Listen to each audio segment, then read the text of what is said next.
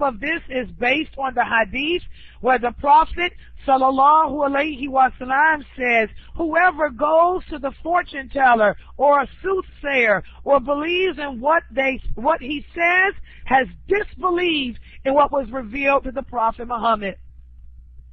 So if you get on the phone and call the psychic network and ask the psychic people to tell you your future, and you believe what they say, you have become an unbeliever. So that brings us to a question that many people ask. Well, what if you call them out of curiosity? You don't believe in astrology. You don't believe that they can tell the future, but you're curious as to what they would say. If you go to these people out of curiosity, then you are not an unbeliever. But instead, your punishment is that your prayers will not be accepted by Allah for 40 days. The Prophet sallallahu alaihi wasallam said, whoever goes to a fortune teller and asks him about something, his prayers will not be accepted for 40 days and 40 nights, even though you still have to pray. So that's the punishment. So don't call those psychic networks up. This also includes astrology. This includes reading the astrology page. So many of us do this. We wake up in the morning, we get our coffee, we get the newspaper, and the first thing we want to do is look and see what the stars got to say about Cancer, Scorpio, Libra, Sagittarius, Capricorn. What's going to happen to you? We do it out of fun, many of us, but still it's haram. You cannot read the astrology forecast. You cannot believe that the star in the stars. The Prophet sallallahu alaihi wasallam once led the companions in a prayer, and then after it had rained, and when he finished, he said, do you know what Allah has told me? He said, Allah just told me that this morning one of his servants became a believer in me and another became a disbeliever. The one who said that the rain came by the mercy of Allah is a believer in me. And the one who said that the rain came as a result of the stars is a disbeliever in me. Okay?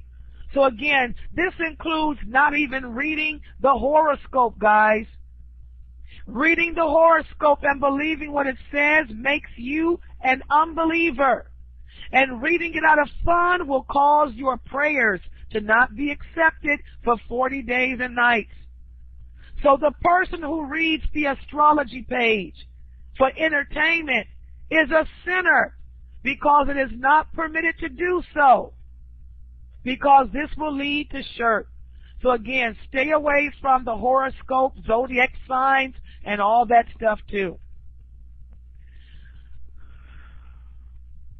Another common form of shirk is to also believe in amulets. And this is very popular amongst Muslims today. For example, look how many Muslims will take verses of the Quran and wear them as a necklace around their necks, thinking that they will protect them from evil. This is major shirk. This is associating partners with Allah. Or some people will take verses of the Quran and hang it up on the walls of their house, thinking it will protect their home.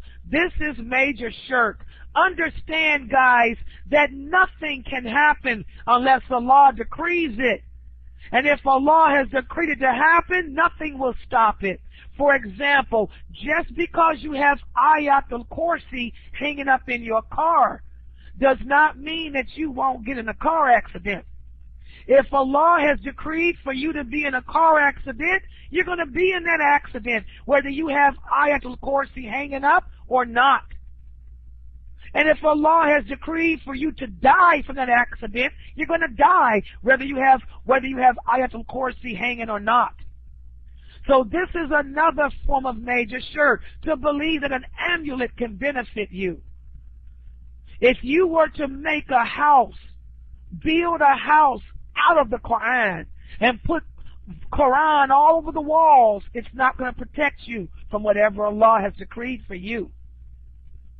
We got some people, for example, who will take the Quran and put it underneath the pillow of their baby, thinking it's going to protect them. If Allah has decreed for your baby to die, that Quran is not going to stop it.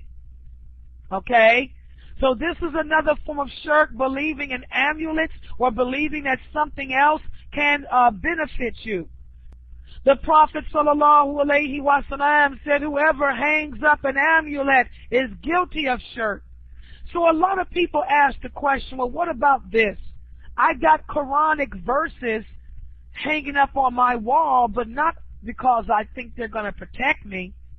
I got them hanging up for decoration. There's nothing wrong with that. Superstition and pessimism.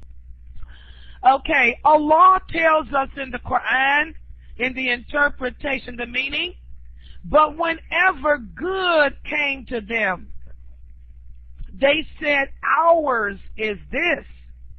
And if evil afflicted them, they ascribed it to evil omens connected with Moses and those who were with him. Now here in this verse, Allah is speaking about the people of the book, the Jews. How whenever something good happened to them, they said, this is ours. But then when evil or something bad happened, when a calamity befell them, they would blame it on Moses. They would blame it on evil omens connected to Moses. And this is shirk. And so many of us today indulge in this same sinful display. This is known as being superstitious. And superstition and pessimism are not lawful in Islam.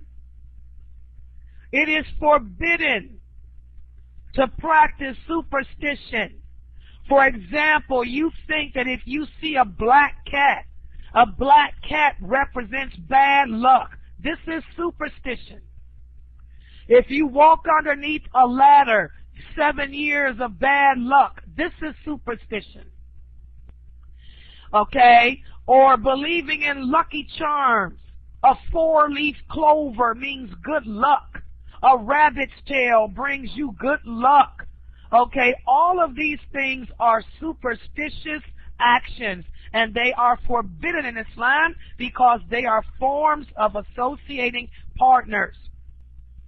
Why is it that believing that if you see a black cat, this brings bad luck? Why is it that these things are considered shirk? Because you are giving the power of harm or benefit to an entity other than Allah.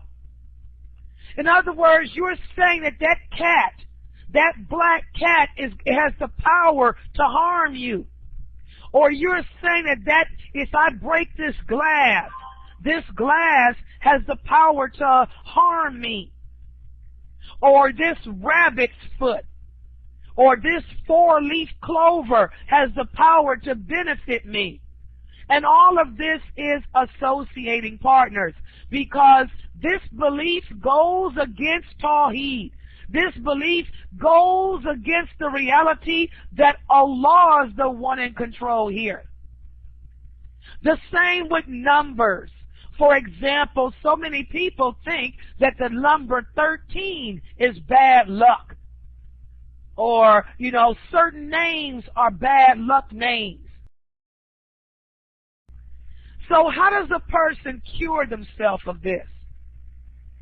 Say you were a person, you did not know that superstition was haram. Well, the Prophet ﷺ said, whoever was turned away from doing something because of a bad omen is guilty of shirk. And the way to expiate for that is that he should say, "O Allah, there is no goodness except your goodness, and there is no omen except your omen, and there is no God but you." So that's part of your repentance. So we must learn to trust and rely